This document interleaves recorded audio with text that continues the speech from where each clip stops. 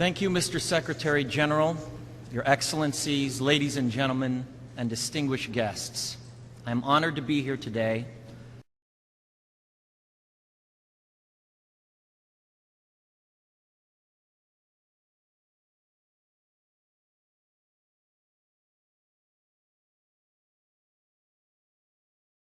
I stand before you not as an expert, but as a concerned citizen, one of the 400,000 people who marched in the streets of New York on Sunday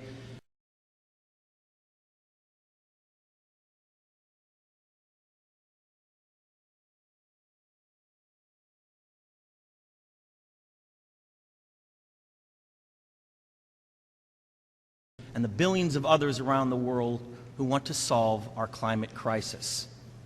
As an actor, I pretend for a living. I play fictitious characters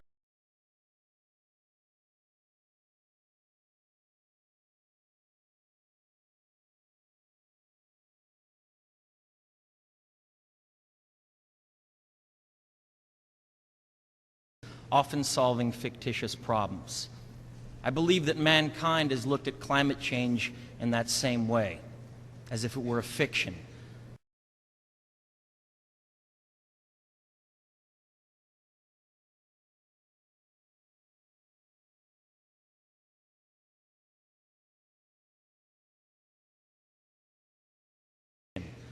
As if pretending that climate change wasn't real would somehow make it go away.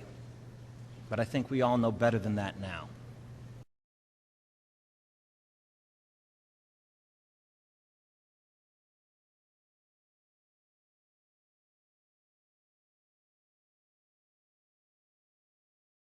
Accelerated climate change is here right now.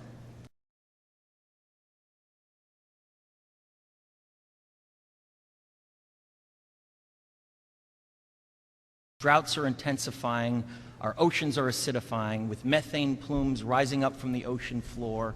We are seeing extreme weather events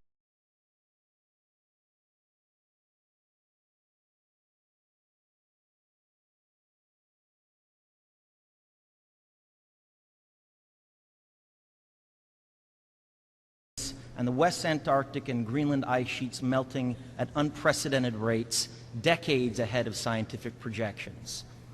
None of this is rhetoric, and none of it is hysteria.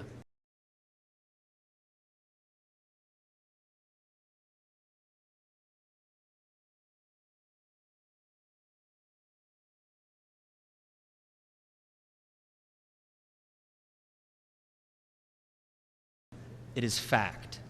The scientific community knows it, industry knows it, governments know it, even the United States military knows it.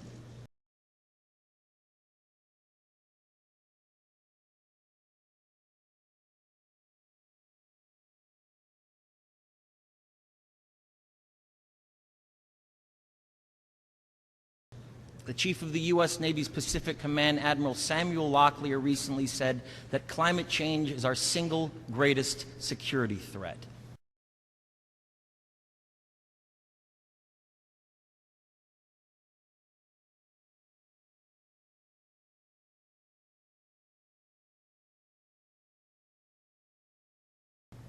My friends, this body, perhaps more than any other gathering in human history, now faces this difficult but achievable task.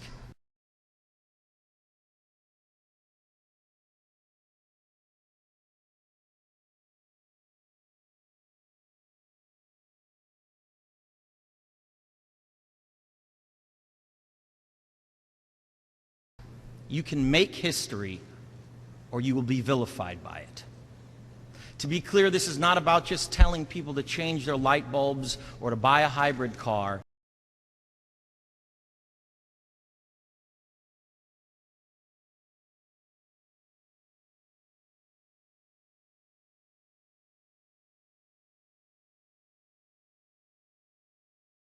This disaster has grown beyond the choices that individuals make. This is now about our industries and our governments around the world taking decisive, large-scale action.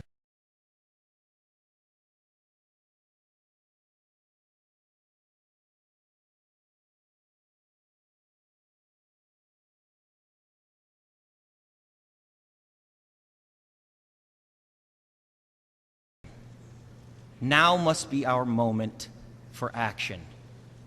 We need to put a price tag on carbon emissions and eliminate government subsidies for oil, coal, and gas companies.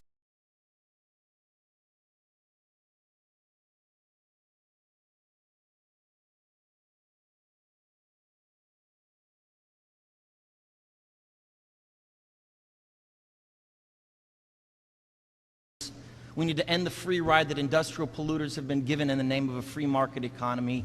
They do not deserve our tax dollars. They deserve our scrutiny, for the economy itself will die if our ecosystems collapse.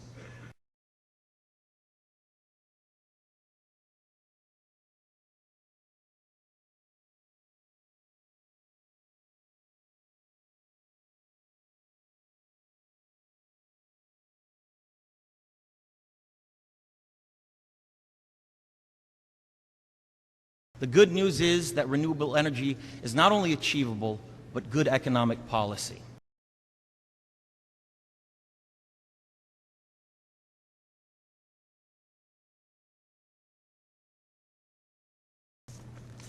This is not a partisan debate, it is a human one. Clean air and a livable climate are inalienable human rights.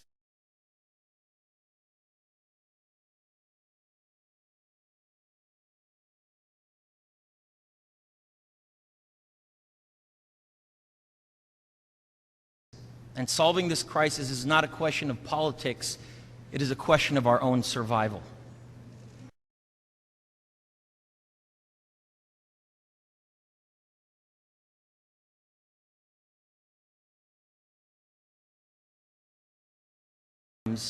And the most urgent of messages.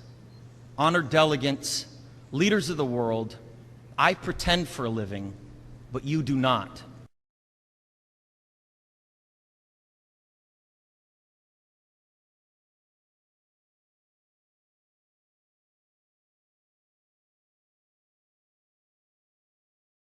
The people made their voices heard on Sunday around the world, and the momentum will not stop. But now it is your turn. The time to answer humankind's greatest challenge is now.